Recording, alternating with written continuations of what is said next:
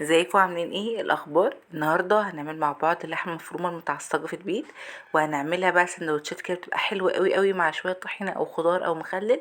عايزه اقول لكم بتاكلوا احلى سندوتشات لحمه مفرومه بجد.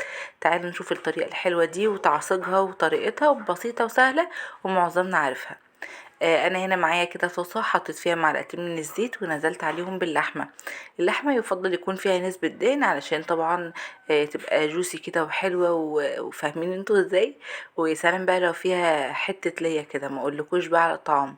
المهم هبدا ان انا اشوح اللحمه كده تقليبه في التانية، وبعد كده في الكبة بتاعتي بقى الحلوة دي هنبدأ ان احنا نفرم بصل على فلفل الوان اخضر اصفر احمر، المتوفر عندك افرميهم مع بعض مع فص ثوم كده في الكبة. ياخدوا كده بقى فرمة كده حلوة، يعني ايه محترمة كده، وبعد كده بقى ايه نضيفهم على اللحمة.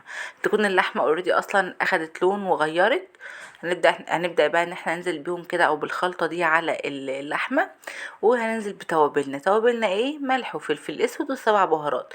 مش متوفر عندك سبع بهارات يبقى ملح وفلفل اسود وكان الله بالسر علينا وبس، مش اكتر من كده. وقلبي كل ده بقى مع بعض كده وسيبيهم يتشمعوا خالص او يستووا مع بعض.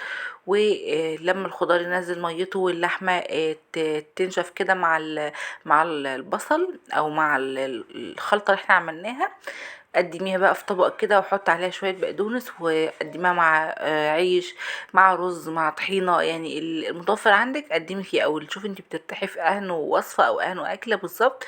قدمي معاها اللحم المفروم. بس خلاص الفيديو بتاعنا خلص. اشوفكم على خير في فيديو جديد.